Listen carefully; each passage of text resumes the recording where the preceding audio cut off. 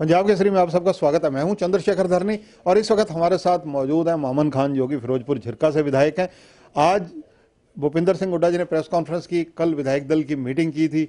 इनसे बातचीत करेंगे कुछ अहम इश्यूज के ऊपर। सबसे पहले मोमन जी आपका स्वागत है पंजाब केसरी में। शुक्रिया, आपका बहुत बहुत शुक्रिया चंद्र भाई, बहुत बहुत शुक्रिया। मोमन जी, जिस प्रकार से कांग्रेस अविश्वास प्रस्ताव लाना चाहती है, अविश्वास प्रस्ताव किन मुद्दों पर लाया जा रहा है?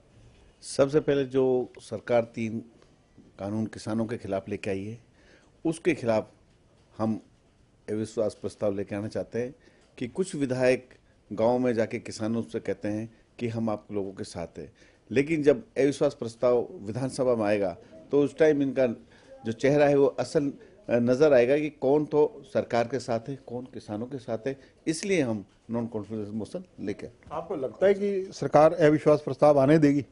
हम तो कोशिश में हैं। 4 बार अभी आपके सामने राज्यपाल से टाइम मांगा है कि हमें मिलने का टाइम दो, हमारी बात सुनो। जब पहले मांगा था तब भी बीमार थे, आज मांगा है आज भी बीमार हैं, लेकिन समय दे ही नहीं पा रहे हैं क्योंकि एक ऐसी संवैधानिक पोस्ट पे बैठे हैं हमारे गवर्नर साहब, तो उसको चाहिए कि हमें टाइम दे ताकि हमारी बात सुनी जा सके, किसानों की बात को हम वहाँ रख सकें। कृषि कानूनों को लेकर जिस प्रकार से किसान सड़कों पर है, दिल्ली चारों तरफ से घेर रखी है और कांग्रेस का भी स्टैंड सीधा है कि किसानों के साथ है।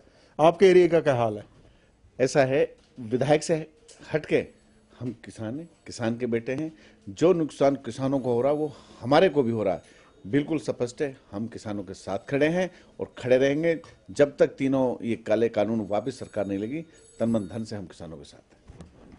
आपके फिरोजपुर झिरका और उस बेल्ट की बात की जाए, दक्षिण हरियाणा का एरिया आता है, वहां पर किसानों की क्या स्थिति है?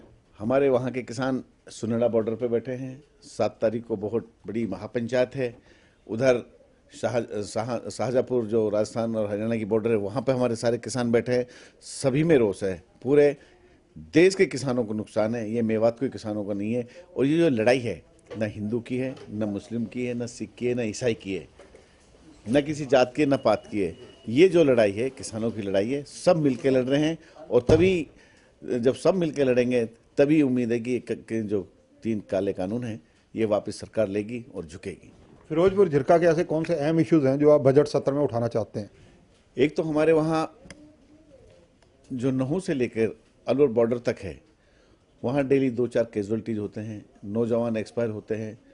ट्रैफिक इतना ज़्यादा है कि बहुत ज़्यादा। पिछली भी मैंने विधानसभा में उठाया था तो दुष्यंत चौटाला जी ने उसके लिए मना कर दिया था, डिप्टी चीफ मिनिस्टर ने, कि एक कॉरिडोर बन रहा है जो बड़ौदा को जाता है कि यहाँ से ट्रैफिक चला जाया करेगा। मैंने उनसे ये कहा था कि जो अलवर है और जो ये रोड बड़ौदा को जा रहा है, इसमें बहुत बड़ा फासला है।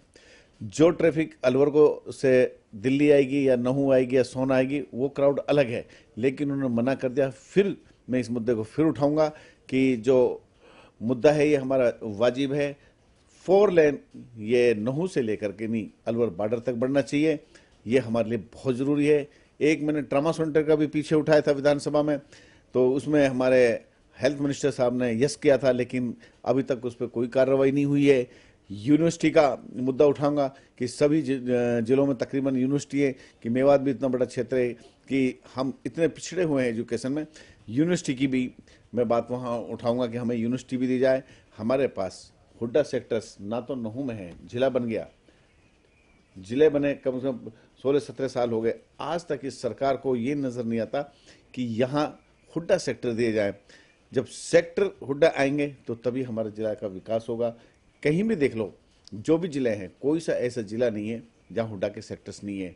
उस मुद्दे को भी मैं यहाँ उठाऊंगा और ये भी मैं सरकार से पूछूंगा कि पिछले 6 साल में आप लोगों ने और जिलों में कितने पैसे खर्च किए हैं विकास के ऊपर, और मेवात के ऊपर कितने पैसे खर्च किया, उसका भी ब्यौरा मैंने इन्होंने मांगा है।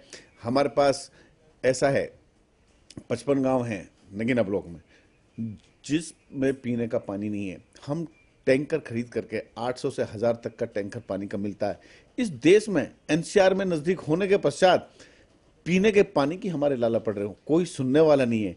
मैंने उस मुद्दे को भी उठाया है कि 55 गांवों के लिए हमें पीने का पानी घर घर मिलना चाहिए, उसका भी मुद्दा उठाऊंगा। काफ़ी सारे ऐसे मुद्दे हैं जो उठाने हैं विधानसभा में, वो आप लोगों के सामने विधानसभा में। मामन जी, एक चीज़ और बताइए, मेवात एरिया जो है, अगर इसकी पर्टिकुलर बात करें तो इसके पिछड़े होने के कारण आप क्या मानते हैं?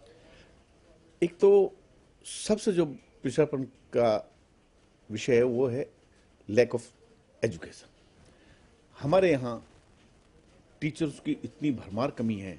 पिछली बार विधानसभा में मैंने उठाए थे 35 स्कूल ऐसे थे जो टीचरलेस थे, जो बच्चे कुर्सी मेज सुबह निकालते हैं आके घर से और उनको ही मास्टर समझ करके नहीं अपने घर शाम को चले जाते, पढ़ाने को कोई नहीं है। कहाँ से हमारी एजुकेशन आ पाएगी? हमारे मेवात मॉडल स्कूल थे, अभी हमने मुख्यमंत्री से भी भेंट की थी, मीटिंग की थी, उसमें मेवात बोर्ड की मीटिंग हुई थी, उसमें हमने बात रखी थी कि हमारे इन स्कूलों की तनख्वाहें 3-3 महीने 4-4 महीने नहीं दी जाती, तो उसमें सरकार ने फैसला लिया कि इसको भी सरकार ही चलाएगी। जब तक हम एजुकेशन में आगे नहीं आएंगे हम पिछड़ेपन मेवात का बरकरार रहेगा। हमें पढ़ना होगा, हमारे लड़कों को निकलना होगा और सरकार को स्पेशल ध्यान देना होगा कि मेवात पर पढ़ाई ज़्यादा से ज़्यादा टीचर्स भेजे जाए, अच्छी पढ़ाई की जाए और जो स्पेशल प्राइमरी विंग है हमारी 1 से 5वीं तक, वो हमारी बहुत कमज़ोर है। क्यों?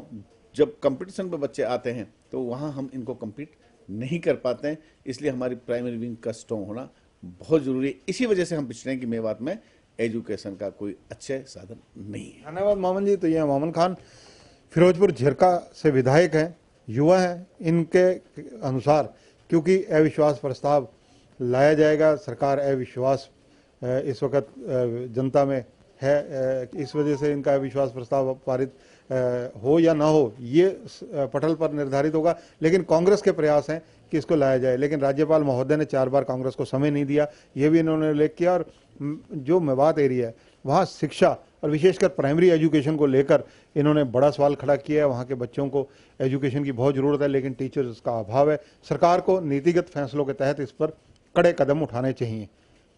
कैमरामैन सुनील के साथ चंद्रशेखर धरनी, पंजाब केसरी टीवी, चंडीगढ़।